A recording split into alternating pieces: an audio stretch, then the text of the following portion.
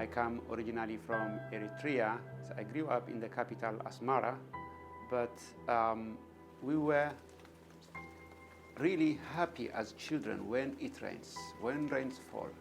But sometimes there were times where there was no rain for consecutive 2 or 3 years, and you see it in the eyes of your parents, in the eyes of everyone who is an adult, that the consequences of drought. You see it in the consequence of the food prices.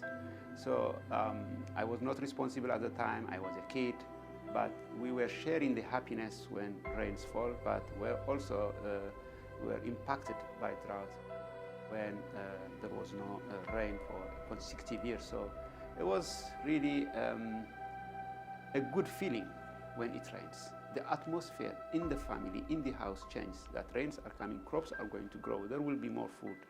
So it really, really gives me a lot of passion now to work on drought. When drought strikes, everyone is affected.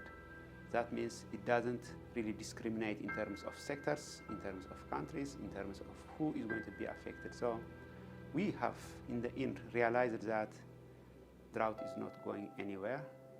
And I'm very hopeful that the momentum has come for every one of us to work on drought in non-drought times, to be prepared. We should not be waiting for drought to strike. We have to really act on it before it has taken its toll. Drought that affects Ethiopia affects Kenya, Somalia, Eritrea. So there is a lot of opportunity to cooperate. So coordination, cooperation, and communication is very important. And one thing that I would also tend to say is drought is expensive.